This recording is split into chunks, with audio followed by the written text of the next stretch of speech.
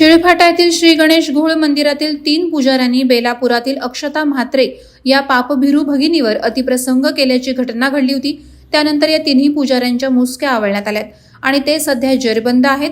या घटनेत बळी पडलेल्या अक्षता म्हात्रे या निष्पाप विवाहितेला न्याय मिळावा यासाठी तिचे समाज बांधव जीवाचं रान करत आहेत।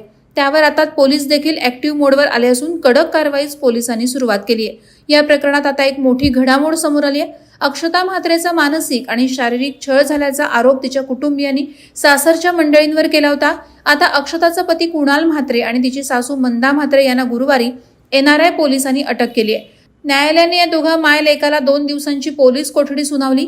या प्रकरणातील आरोपी असलेली अक्षताची नणंद दीपमाला सारंग कडू ही फरार असून तिचा पोलिसांकडून शोध घेण्यात येत आहे।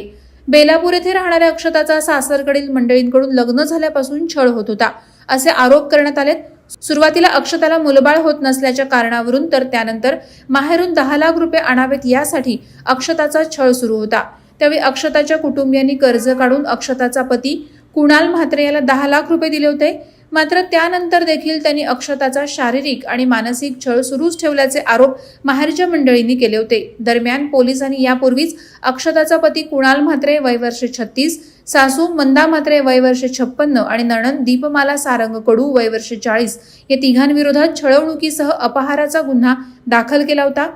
अशातच आता पोलिसांनी मायलेकाला जेरबंद केल्याने अक्षताच्या कुटुंबियांना काहीसा दिलासा मिळालाय। हे प्रकरण फास्ट ट्रॅक कोर्टात चालवावं, आरोपींना मरेपर्यंत फाशीची शिक्षा द्यावी, अक्षताला कमी अवधीत न्याय मिळावा अशी मागणी समाज बांधव करत आहेत। यासाठी अनेक ठिकाणी कॅन्डल मार्च, अक्षताला श्रद्धांजली वाहण्याचे कार्यक्रम, अनेक प्रसिद्ध व्यक्तींचे अक्षताला न्याय देण्याची मागणी करणारे व्हिडिओ सध्या समोर येत आहेत। आपल्या भगिनीला लवकरात लवकर न्याय मिळावा आणि आरोपींना त्यांच्या कृत्याची कठोर सजा मिळावी यासाठी समस्त समाज एकवटला आहे। वादळवारा live city news bureau, Navi Mumbai. Navi Mumbai व रायगड जिल्ह्यातील ताज्या बातम्या आणि घडामोडींसाठी सबस्क्राईब करा वादळवारा लाईव्ह चॅनल आणि दाबा बेल आयकॉन।